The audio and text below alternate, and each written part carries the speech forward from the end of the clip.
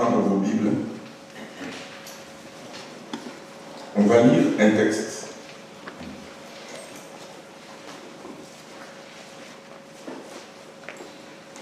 On va aller dans le livre de Josué. Le livre de Josué, au chapitre 2. Josué. Vous savez, Josué, c'est tout de suite après les 5 livres de Moïse. C'est le livre de Josué. Donc après Deutéronome, vous y êtes. On va lire juste un seul verset, c'est le verset premier. Il nous est dit, Josué, fils de Nun, fit partir secrètement de Sittim 2 espions en leur disant, allez examiner le pays et en particulier Jéricho. Ils partirent et ils arrivèrent dans la maison d'une prostituée qui se nommait Rahab et ils y couchèrent. Amen. Seigneur, merci pour ta parole parce qu'elle est bonne. Merci pour l'enseignement que tu vas déposer sur nos cœurs ce matin. Te demandons de nous donner toute la liberté, Seigneur, et que ta parole aille et trouve le chemin de nos vies. Seigneur, je plie, je chasse toute distraction, tout ce qui n'est pas de toi, nous les mettons dehors, Père. Merci de nous faire grâce. Seigneur, sers-toi de moi, sers-toi de ma bouche pour enseigner ton peuple, pour éclairer et instruire. Tu es l'Éternel, je te loue, je te bénis, mon Dieu, au nom de Jésus. Amen. Amen. Donc, voyez-vous, ce verset nous montre comment Josué, avec le peuple d'Israël, Moïse est mort et ils sont dans la marche pour aller conquérir la terre des Canaan, la terre promise, donc les sols pour le pays que Dieu leur donne. Alors Josué va envoyer 2 espions ou des explorateurs pour explorer, pour examiner, pour aller voir le pays de la promesse. Vous vous rappelez que du temps de Moïse avait envoyé lui, non pas 2, mais 12 personnes, pour aller explorer le même pays.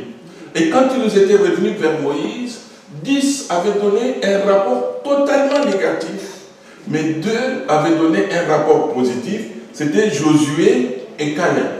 Maintenant là, Moïse est mort, c'est Josué maintenant qui a pris la charge de conduire le peuple pour entrer dans la terre promise. Et là, ils sont à Sittim, en face de Jéricho, et qu'est-ce que Josué fait? Le texte nous dit que Josué fit envoyer, et il envoie d'une manière secrète 2 espions ou 2 explorateurs en leur disant allez et examiner ou explorer ou chercher à connaître, chercher à sonder, chercher à voir le pays que nous allons prendre, mais en particulier la ville de Jéricho.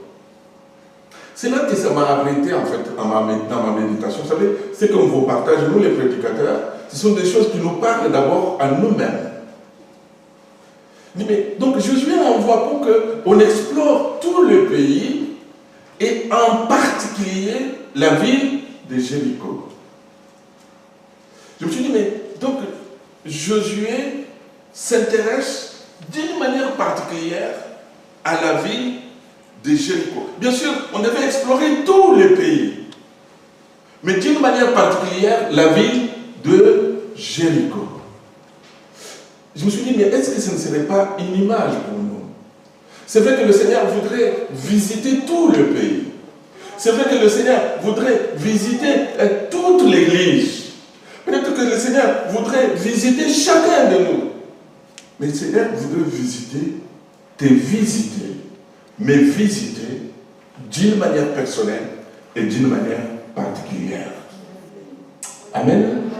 Parce que Josué, son nom veut dire l'Éternel sauve ou l'Éternel est salut. Donc Josué est l'image de Dieu. Comme Josué s'est intéressé à la ville de Jéricho, moi je crois que ce matin, l'Éternel s'intéresse aussi à notre vie, que son nom soit béni.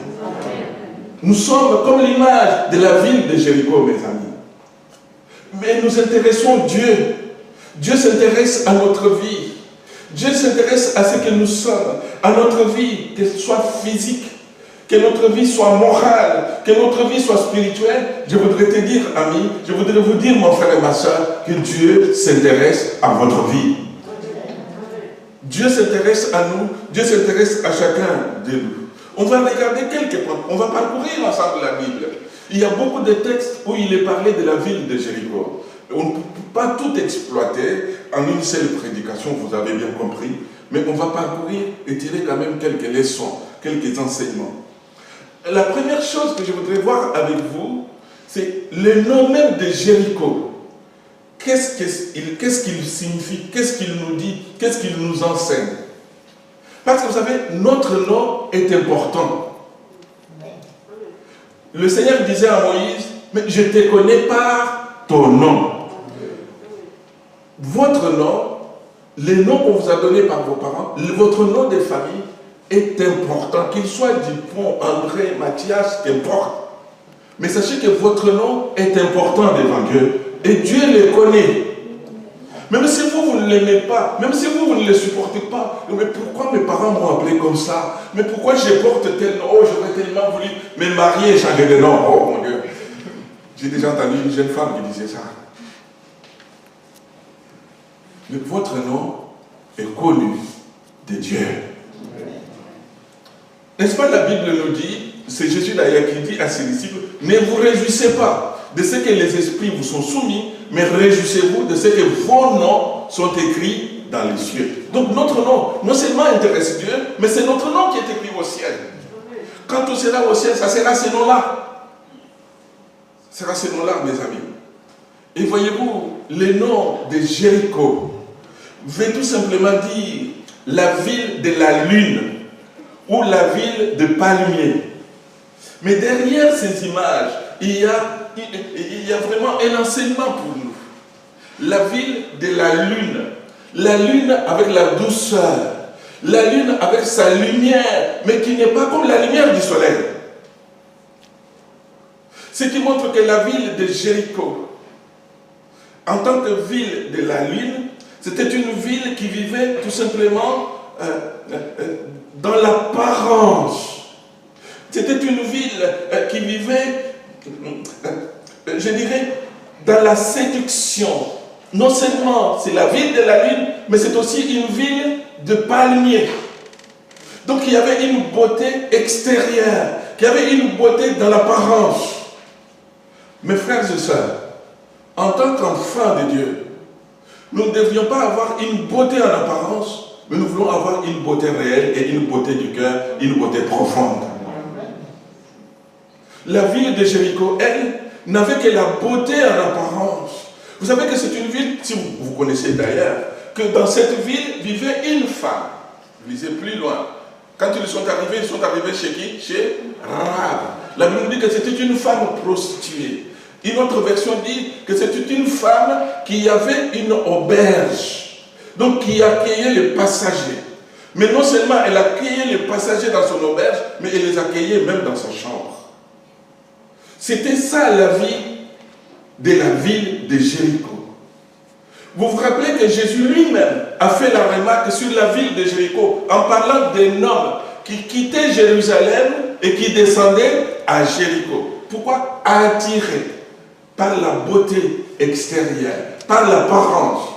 Mais l'homme qui descendait, qui était sur une pente, est tombé entre les mains des brigands qui lui ont roué les coups. Vous savez, quitter Jérusalem, aller à Jéricho, c'était un grand danger. Amen. Jéricho, c'était une ville en apparence, mais belle. On verra d'ailleurs d'autres textes plus loin. Mais ce n'était qu'une apparence. C'était une ville qui vivait dans la séduction, dans le mensonge, dans la beauté extérieure, dans l'intelligence humaine. En tant qu'enfants de Dieu, Dieu veut que nous soyons des enfants de Dieu qui vivons la profondeur de la parole, la réalité de la parole.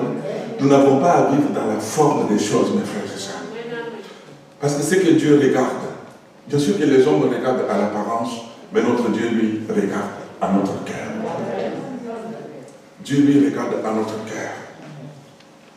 Et merci Seigneur, parce que ce matin, nous sommes venus dans la présence de celui qui peut nous toucher en profondeur. Nous sommes venus dans la présence de celui qui peut changer nos vies. Alléluia. De celui qui peut changer nos noms. Il ne veut pas qu'on s'appelle Jéricho, mais il est capable de changer notre nom, comme il avait changé le nom de Jacob. qui voulait dire menteur, qui voulait dire supplanteur. Mais il a changé son nom, il lui a donné le nom d'Israël parce qu'il avait combattu avec Dieu et il était vainqueur. Dieu ne veut pas que nous soyons un peuple qui échoue. Dieu veut que nous soyons un peuple vainqueur, un peuple fort, mes amis. Il ne veut pas qu'on reste de Jéricho. Alléluia. Il ne veut pas qu'on reste dans la séduction. Il ne veut pas qu'on reste dans l'apparence. Il ne veut pas qu'on reste dans le mensonge. Il ne veut pas qu'on reste tout simplement dans les mots. Le Seigneur veut qu'on reste dans la vie véritable, dans la vie profonde avec lui. Que son nom soit loué, mes amis. Et voyez-vous, Jéricho, c'était ça. Notre nom, je disais, est important et capital parce que le Seigneur veut nous dire, comme il avait dit à Abraham, je rendrai ton nom grand. Non seulement le Seigneur veut transformer notre être, veut transformer notre nom, parce que notre nom, c'est notre identité. Moi, si vous m'appelez Gilbert, je ne regarde même pas. Oh, Gilbert, je ne regarde pas, parce que je ne m'appelle pas Gilbert. Mais si vous m'appelez par mon nom, je vais me retourner, je vais vous regarder, parce que c'est moi. C'est mon identité. Dieu veut qu'on ait une identité vraie. Une identité des enfants de Dieu. Alléluia. Une identité de ceux qui craignent, de ceux qui marchent avec lui, de ceux qui sont vrais, qu'ils soient là ou pas, qu'ils soient ici ou ailleurs. Sachant que Dieu est là. Dieu me voit, Dieu me conduit, Dieu marche avec moi. Nous ne sommes plus de Jéricho. Nous voulons être des enfants de Dieu. C'est ça notre identité. Et que ce ne soit pas seulement un mot. Que ce ne soit pas seulement des paroles. Vous savez, il y a des fois des enfants de Dieu, je ne juge personne, mais qui portent, qui disent, nous sommes des chrétiens, mais qui n'ont que des noms de chrétiens. Mais dans leur vie de chaque jour, il n'y a rien de chrétien. Rien, mes amis. Nous avons besoin, non pas de porter seulement les noms des chrétiens, mais d'être des chrétiens réellement. D'être des vrais chrétiens. Alléluia. Vous vous rappelez, ça m'arrive comme ça, vous vous rappelez de cette anecdote, je crois que je vous l'ai déjà raconté quand je venais d'arriver là, qu'un jour dans les eaux de Birmingham en Angleterre, il y avait un lion qui était fraîchement acheté pour ces eaux. La ville avait fait la publicité, on a acheté un lion, donc venez voir les lions, et puis la publicité était faite. Beaucoup de personnes avaient pris rendez-vous, avaient acheté leurs billets pour venir voir les lions. Mais à 3 jours de l'ouverture du zoo, le lion est tombé malade et il est mort. Alors ils se sont dit, comment on va faire? La publicité est déjà partie dans toute la ville, les gens viendront nombreux, comment faire? Et là, il se présente un étudiant qui voulait un endroit pour faire le stage. Alors le responsable du zoo lui dit, on va conclure un marché. Nous avions acheté un lion, on a fait la pile, mais le lion est mort. Tu sais ce que tu vas faire? Il dit, non. On va t'habiller comme un lion. Tu vas t'entraîner. Tu vas devenir notre lion. On va te mettre dans la cage du lion. Donc, quand les gens vont venir, tu vas sauter, tu vas faire comme un lion. Et pendant, cet homme, il s'est entraîné, il s'est habillé, et le jour J, il a mis vraiment sa tenue, il est entré dans la cage, il était comme un lion. Il était là, les gens le regardaient, et puis à un certain moment, dans sa joie de sauter, sauf qu'il est sorti de sa cage, il est tombé dans la cage du léopard qui était juste à côté. Et puis il a vu le léopard venir. Vous savez, il n'a pas crié comme un lion, mais il a crié comme une personne. Tout simplement parce qu'il n'était pas un véritable lion. Il était un lion à l'extérieur, mais à l'intérieur, il était un homme. Amen. Et quand tu l'as crié, tu dis, ah, mais c'est pas un lion. Donc il était un lion en apparence. Il y en a qui disent que c'était un chimpanzé, mais on peut prendre n'importe quel animal pour adapter cette anecdote. Voyez-vous, le Seigneur veut que ce que nous montrons à l'extérieur, que ce soit réellement ce que nous sommes à l'intérieur. On n'a pas besoin de cette apparence. On n'a pas besoin d'être comme des Jéricho. On a besoin d'être réellement des enfants de Dieu. Amen. La deuxième chose que j'ai relevée dans ce verset, pas dans celui-ci, mais on va aller plus loin. Dans le même chapitre, chapitre 2. À partir de... non, on va aller plus loin encore, parce que le temps est avancé. On va prendre le chapitre 6, Josué chapitre 6. Josué chapitre 6, à partir du verset 1. À partir du verset 1. Il est dit, Jéricho était fermé et barricadé devant les enfants d'Israël. Personne ne sortait et personne n'entrait. L'Éternel dit à Josué, voici, je livre entre tes mains Jéricho et son roi, ses vaillants soldats. Faites le tour de la ville. Vous tous les hommes de guerre, faites une fois le tour de la ville. Tu feras ainsi pendant 6 jours. Et puis la suite nous dit, le 7e jour, vous ferez 6 fois. Et la 7e fois, on va sonner les trompettes. Le peuple va crier et les murailles vont tomber. Amen. Non seulement Jéricho, comme je vous ai dit en premier, que c'était la ville de la lune et la ville de palmier, mais en second lieu, Jéricho symbolise les obstacles qui se dressent sur la route qui mène à Dieu. Voyez-vous, le verset 1 nous dit que Jéricho était fermé. Jéricho était barricadé devant les enfants d'Israël. Vous savez, dans nos vies, mes amis, lorsque nous voulons marcher avec Dieu, lorsque nous venons d'ailleurs pour nous donner au Seigneur, dans nos vies, il y a des choses des fois qui nous bloquent. Il y a des choses qui nous freinent. Il y a des choses qui sont comme une barrière. Des fois, ce sont nos raisonnements. Vous vous rappelez de l'apôtre Paul qui dit dans 2 Corinthiens 10, à partir du verset 4, car les armes avec lesquelles nous combattons ne sont pas charnelles, mais elles sont puissantes par la vertu de Dieu pour renverser les forteresses. Nous renversons les raisonnements et toute hauteur qui s'élève contre la connaissance de Dieu. Donc, des fois, ce sont des raisonnements. Combien de personnes sont déjà venues dans la maison de Dieu, ont écouté la parole de Dieu, mais pour s'engager avec Dieu, non. On vient la première fois, on écoute, on répare. Mais bon, peut-être que je viendrai écouter encore. Est-ce que cet homme-là, dans tout ce qu'il fait, est-ce qu'il ne voulait pas m'avoir? Est-ce qu'il ne voulait pas me gagner à son église, à son association? Moi, je n'ai pas besoin de vous gagner à mon association, j'ai besoin de vous gagner au Seigneur Jésus. J'ai besoin que vous soyez sauvés. J'ai besoin que vous soyez délivrés, vous soyez pardonnés, vous soyez réconciliés avec Dieu. Mais des fois, ce sont nos raisonnements, mes amis. Des fois, c'est l'orgueil. Je me rappellerai toujours de cet homme qui, une fois, est venu dans nos réunions. Mais comme il était un cadre haut placé, qui m'a dit après la réunion, mais c'est bien tout ce que vous avez dit, pasteur. Mais vous voyez, moi, vous comprenez bien, je suis quand même un directeur. Parce qu'il était directeur, il ne pouvait pas s'asseoir dans nos rangs. Alléluia. Comme si les jours où il va fermer les yeux, on va l'enterrer avec le titre de directeur. Est-ce que vous pensez qu'au ciel, il y aura des places pour des directeurs? Il y a la place pour tout le monde. Il y aura la place pour tout le monde. Des fois, c'est l'orgueil. Des fois, c'est le péché qui nous bloque. Des fois, mes amis, c'est l'ignorance parce qu'on ne sait pas.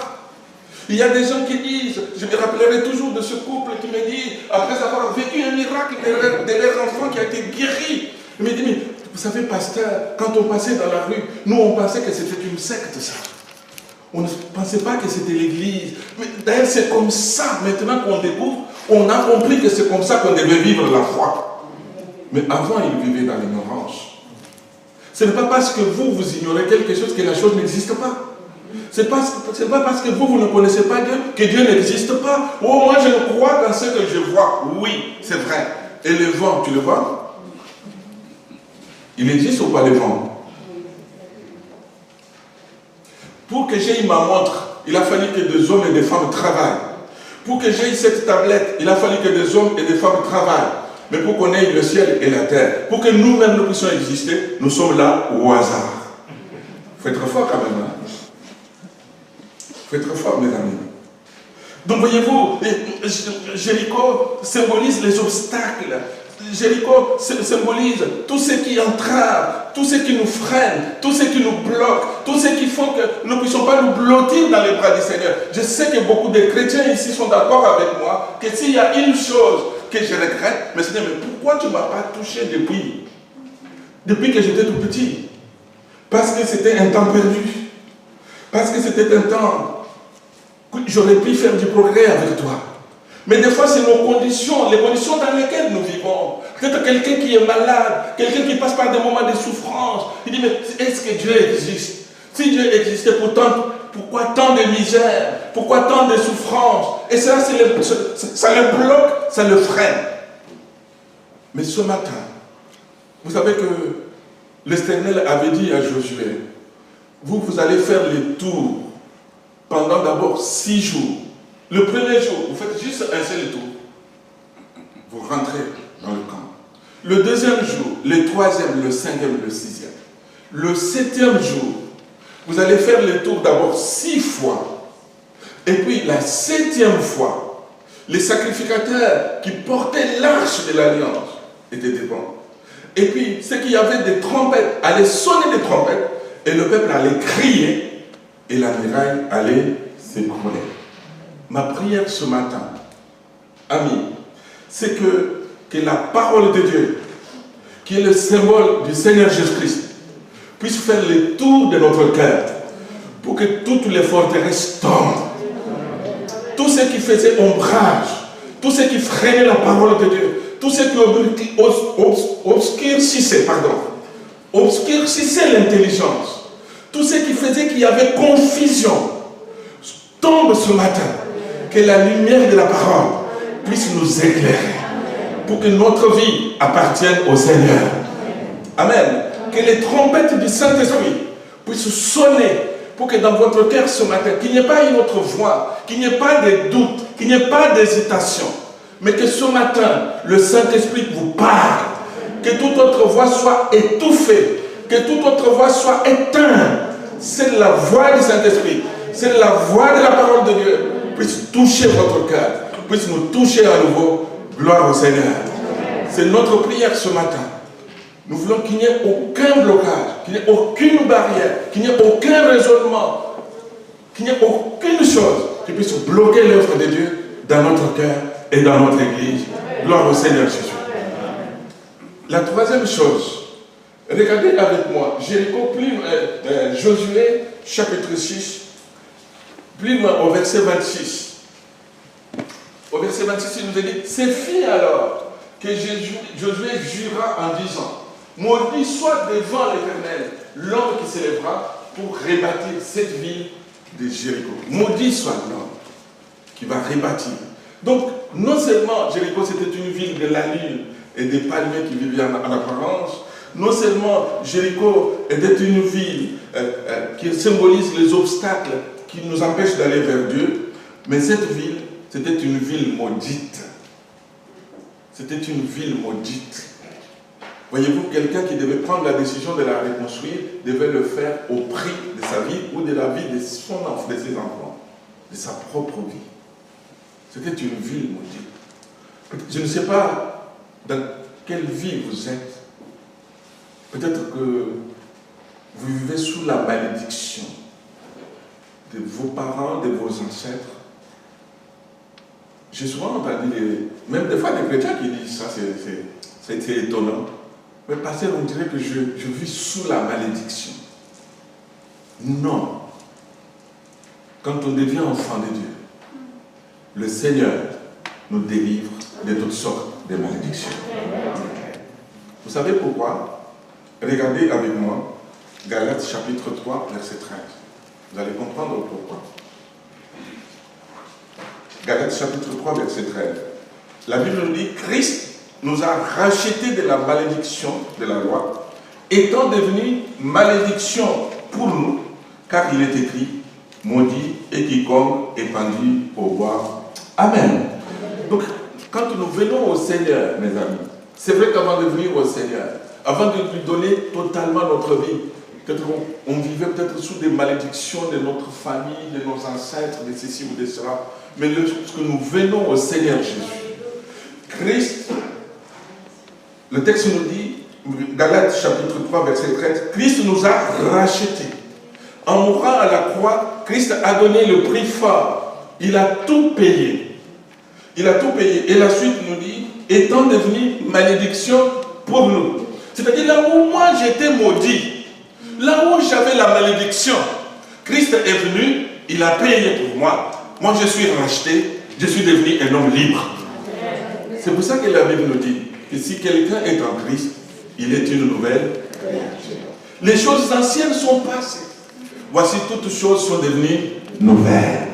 La Bible me dit encore, Romains 8, verset 1, il n'y a donc maintenant aucune condamnation pour ceux qui sont en Jésus-Christ. Alléluia.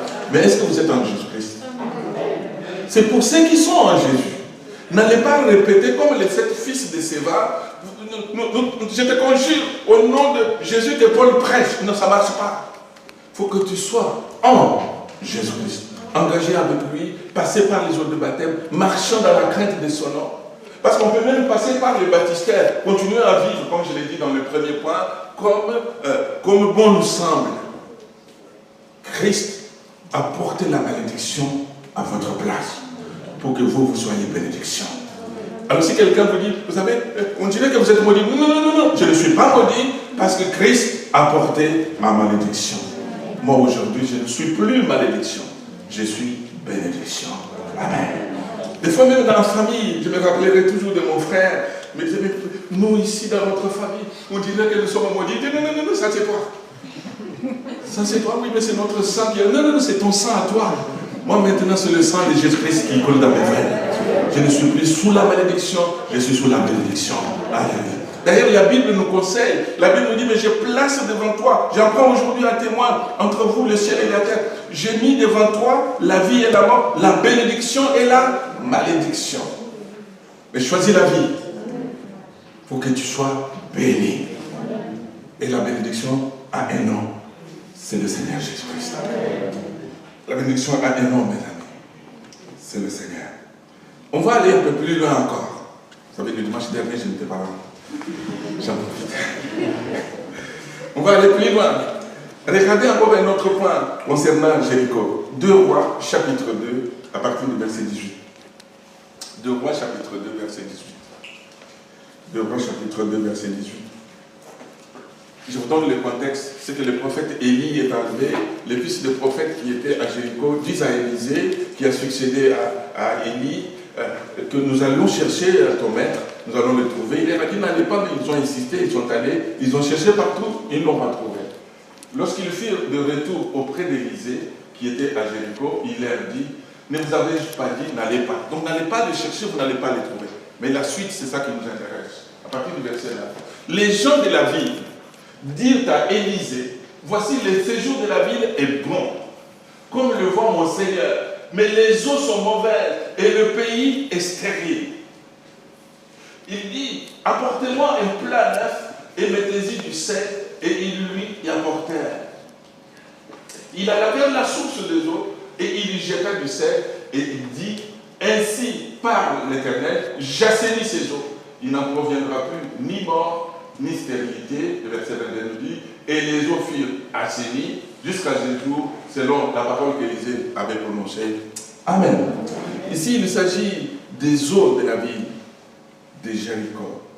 Vous les voyez bien dans ce texte. Il nous est dit au verset 19, les gens de la ville sont venus voir Élisée, lui ont dit, mais voici, le séjour de la ville est bon. C'est une image, mes frères et sœurs, des hommes et des femmes qui ont tout en apparence pour être heureux. Vous savez, dans nos pays européens, on a tout pour être heureux. En apparence, on peut avoir un beau pays, un pays riche, tout comme vous pouvez avoir une belle famille, bien, une épouse, des enfants, tout est bon. Vous avez tout, vous avez un travail, les deux vous travaillez, vous avez des salaires, vous avez acheté une belle maison, vous avez une belle voiture, vous avez tout pour être heureux. Mais quand les gens vous regardent, vous êtes le plus malheureux du monde. C'était ça l'image de cette ville, mes amis. Et il est dit au verset 19, dire à Élisée, voici le séjour de la ville est bon, comme le voit mon Seigneur. Mais les eaux, qui peut vivre sans eau? Qui peut vivre s'il ne boit pas? Les eaux sont mauvaises. Le pays est stérile. Donc c'est une souffrance. Il y a toujours quelque chose, et pourtant tout semble être beau, mais il y a toujours quelque chose qui empoisonne les cours de la vie. Il y a toujours quelque chose qui provoque la stérilité, qui provoque l'échec. Il y a toujours quelque chose qui fait que vous n'êtes pas bien, vous êtes malheureux. Vous savez que des fois j'ai entendu des gens dire, qu'est-ce que je suis triste, je suis malheureux de moi-même. Je dis, ah bon, pourquoi? Parce que je ne suis pas content du tout de ce que je suis. Parce que des fois, c'est notre caractère qui nous joue les tours. Donc en Rome, on a toujours un bon caractère. Je l'atteste. Mais vous savez, des fois, on a un caractère, mais très dur. Des fois, on est agressif, mais d'une manière permanente. Il y a quelqu'un, dès que vous dites un mot, tout de suite. La réponse est, on dirait qu'elle est déjà toujours sur la langue. Toujours prête. Un caractère vraiment agressif, mais d'une manière permanente. Il y a des gens qui ont les sauts d'humeur. Vous lui dites une chose aujourd'hui, ça se passe bien, il est content. Vous dites la même chose demain, on dirait que vous l'avez insulté. Vous dites, qu'est-ce qui se passe? C'est la même personne ou pas? Il y a des personnes qui sont comme ça. C'était comme ça la vie de Jéricho. En apparence, tout allait bien. Mais les eaux étaient mauvaises. La terre était stérile. C'est que vous avez tout fait. Vous n'y arrivez pas. Alléluia. Élisée va apporter une solution. Je voudrais vous dire que ce matin, nous avons plus qu'Élisée. Nous avons le Seigneur Jésus. Il va apporter une solution. Alléluia. Il dit, mais apportez-moi un plat neuf. Il ne faut pas chercher des choses anciennes. Il ne faut pas faire le mélange.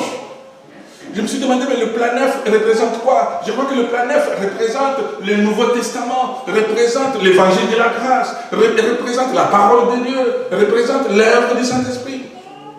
Apportez-moi le plat neuf et mettez-y du sel. Le sel, c'est celui qui donne la soif, c'est celui qui donne le goût, c'est celui qui fait du bien. Moi, des fois, même avant de manger, je mets, ne fût-ce que pour ma conscience, ma tête, je mets déjà quelques gouttes déjà. Ma femme me dit, mais j'ai salé. Je dis, oui, mais c'est pour que je sois bien. Pour que je sache qu'il y en a, il faut que j'ajoute un petit peu. Même si ce n'est pas tombé, mais que je passe le truc dessus. Je sais au moins que j'ai ajouté du sel. J'ai ajouté du sel. Et voyez-vous, mes amis, ce matin, je vous disais que nous avons plus qu'Élisée. Nous avons le Seigneur. Pour que cette eau soit mauvaise, c'est parce que sa source était mauvaise. Alors qu'est-ce qu'il va faire le Seigneur? Qu'est-ce qu'il va faire Élisée? Il ne vient pas comme ça jeter le sel n'importe où. Il remonte à la source.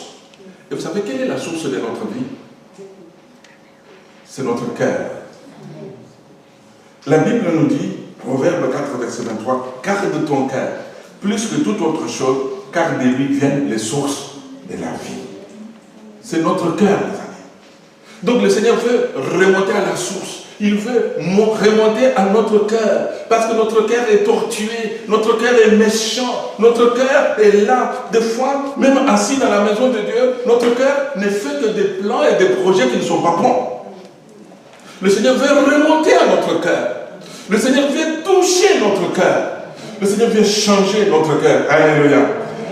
Apportez-moi un plat neuf et mettez-y du sel. Il lui apportait. Et on revient à notre texte, ma soeur. Il alla vers la source des eaux. Il n'a pas tenté de le faire ailleurs. Et quand il est monté, la Bible nous dit qu'il a pris du sel. Il alla vers la source des eaux et il jeta du sel et dit, ainsi par l'Éternel, j'assainis ces eaux. Nous voulons ce matin, au nom de Jésus, quel que soit ce que vous avez traversé, qui vous a troublé, qui vous a rendu la vie mais misérable. Peut-être que vous avez fait fuir les amis. Peut-être que même le mari est parti. La femme est partie. À cause de votre caractère, à cause de votre manière de faire. Peut-être que les enfants ne vous parlent même plus. À cause de votre manière de faire. Nous voulons déclarer ce matin que nous voulons assainir ces relations. Au nom de Jésus-Christ. Est-ce que vous voulez prendre l'autorité? J'assainis ces eaux maintenant. Au nom de Jésus. Est-ce que vous voulez assainir les relations en famille? Est-ce que vous voulez assainir la relation avec votre mari, avec votre épouse, avec les enfants? Assainir les relations de l'église, assainir les relations dans votre quartier. Au nom de Jésus-Christ. Et dès qu'il a dit ça, la Bible nous dit que les eaux firent assainir. Amen. Je vais lire peut-être un dernier. J'avais beaucoup de textes de Jéricho, mais... Ah Seigneur mon Dieu. Regardez avec moi. Marc chapitre 10, verset 46. On va lire celui-là et puis un autre et puis nous finissons. Marc chapitre 10, verset 46. Marc 10, verset 46. Il dit, ils arrivèrent à Jéricho. Voyez-vous, c'est toujours Jéricho. Le même Jéricho. Ils arrivèrent à Jéricho et lorsque Jésus en sortit avec ses disciples, et il a ces grandes foules, le fils de Timée, Bartimée, mendiant aveugle, était assis au bord du chemin. Waouh! La suite. Il entendit que c'était Jésus de Nazareth et il s'est mis à crier, fils de David, Jésus, aie pitié de moi. Plusieurs le reprenaient pour le faire taire, mais il criait beaucoup plus fort, fils de David, aie pitié de moi. Jésus s'arrêta et dit, appelez-le. Ils appelèrent l'aveugle en lui disant, prends courage, lève-toi, il t'appelle. L'aveugle jeta son manteau et s'élevant d'un bond vers Jésus. Jésus, prenant la parole, lui dit, que veux-tu que je te fasse? Rabouni, répondit l'aveugle, que je recouvre la vie. Jésus lui dit, va, ta foi t'a sauvé. Aussitôt, il recouvra la vie et suivit Jésus dans le chemin. Amen. À Jéricho, non seulement il y avait des eaux qu'il fallait assainir, mais à Jéricho, il y avait un aveugle. Vous avez vu comment il s'appelle? Bartimée, fils de Timée. J'ai regardé dans mon dictionnaire, Timée veut dire hautement apprécié, hautement estimé, fils de l'honneur, hautement estimé, hautement estimé, hautement apprécié. Ce qui veut dire, mes amis, hautement estimé, hautement apprécié, avait un fils mendiant, aveugle et pauvre. Vous ne m'avez pas encore bien compris. J'y arrive. Je vais vous expliquer. Le père de ce pauvre, de cet aveugle, était apprécié de tout le monde, était hautement estimé. C'était un homme qui était bien vu partout, bien considéré par tout le monde. Mais son problème, c'est qu'il avait un fils pauvre et mendiant. Amen. Comme quoi, mes amis, on peut être estimé par les gens. On peut être estimé par ceux qui nous voient dans l'apparence. Mais dans notre propre maison, dans notre propre vie, caché de la misère, caché des souffrances. Et ici, Timée avait ce fils-là. Le fils était mendiant, il était aveugle, il ne voyait pas. Peut-être que vous aussi ce matin, vous êtes aveugle spirituellement. Vous êtes aveugle parce que vous ne voyez pas. Vous ne savez pas quelle direction prendre. Vous ne savez pas quel choix faire dans telle ou telle situation. Merci Seigneur parce que vous êtes venu dans la présence de celui qui ouvre les yeux. Bartimée, lorsqu'il a entendu, heureusement, il était aveugle, il ne voyait pas, mais il entendait. Il a entendu. Il a dit, mais c'est qui? On lui a dit que c'est Jésus. Et dès qu'il a entendu que c'était Jésus, qu'est-ce qu'il a fait? Il a commencé à crier, fils de David, aie pitié de moi. C'était l'occasion de sa vie. Est-ce que vous savez que ce matin, ça peut être une occasion de votre vie qu'il ne faut pas laisser passer. Et les personnes qui étaient là disent, non, attends, tu déranges, arrête, c'est pas comme ça qu'il faut faire. Et qu'est-ce que Bartimée va faire? Il va crier encore plus fort. La Bible nous dit, mes amis, quand un malheureux crie, l'Éternel entend. Et il les sauve de toutes ses détresses. Mais quand un malheureux crie, il n'est pas dit quand un chrétien crie, non, quand un malheureux crie. Donc n'importe quelle personne peut crier à Dieu. Ce matin, je vais crier avec vous, pour que Dieu ouvre les yeux, pour que la voie qui était fermée, pour que le chemin où vous nous voyez plus clair, que le Seigneur ouvre vos yeux, que vous puissiez y entrer. Alléluia. Non seulement cet homme, il a recouvert la vue, mais cet homme a été sauvé. Parce que c'est ça la parole que Jésus lui dit. Jésus l'appelle, Jésus dit, mais que veux-tu que je te fasse? Il dit, mais que je recouvre la vue. Il dit, va, ta foi t'a sauvé. Avant de nous bénir physiquement, humainement, matériellement, autrement, la véritable bénédiction que Dieu veut nous donner, c'est le salut de notre âme. C'est le salut de notre âme. Je me rappellerai toujours de cette femme qui est venue dans nos réunions. Elle regarde comme ça la réunion. Ce n'était pas à Maroc. Il est venu à une réunion, il est venu à une deuxième. Il me dit, mais pasteur, vous n'avez que ça comme église ou bien vous avez une autre? J'ai dit, oui, j'ai une autre église, mais je ne savais pas pourquoi il me demandait. J'ai découvert ça après. Il me dit, oui, parce que, après quand j'ai découvert, il dit, oui, parce que je suis venu, c'était pour que je rencontre quelqu'un pour se marier. J'ai dit, non. Il était venu pour chercher quelqu'un, mais il n'était pas venu pour chercher quelqu'un que nous on cherchait. C'est le Seigneur Jésus-Christ. C'est le Seigneur Jésus-Christ. Et puis je termine avec Luc chapitre 19. Luc chapitre 19, on conclut par ça, on va prier. Luc chapitre 19, à partir du verset 1 jusqu'au verset 10, vous lirez à la maison, mais je vais tout simplement prendre les deux premiers versets. Il dit, Jésus étant entré dans Jéricho, il traversait la ville. Et dans cette ville, il y avait un homme qui s'appelle Zachée. Zachée. Il voulait voir le Seigneur. C'était un homme riche. C'était un homme qui avait des moyens. Il voulait voir le Seigneur. Mais ce qui m'a arrêté, c'est au verset 1. Il dit, Jésus traversait la ville. Jésus traverse, pardon, est-ce qu'on peut mettre le verset 1? Voilà, entrer dans Jéricho, traverser la ville. Ce matin, le Seigneur veut traverser la ville de Jéricho. Je vous ai dit que Jéricho, c'est vous et moi. Jésus veut nous traverser. Amen. Jésus veut nous traverser, mes frères et sœurs. Il ne veut pas rester tout simplement à la porte de notre cœur. Il veut aller en profondeur de notre cœur. Il veut aller dans les coins et recoins de notre être entier. Il veut traverser notre corps. Il veut traverser notre âme. Il veut traverser notre cœur. Jésus veut aller au coin et au recoin de tout notre être. Il ne veut que rien ne lui reste caché. Voyez-vous, mes amis, Jéricho est notre image. Que nous ne puissions rien faire obstacle à la parole de Dieu, à la vie de Dieu, au milieu de nous. Le Seigneur veut nous traverser. Il veut aller en profondeur.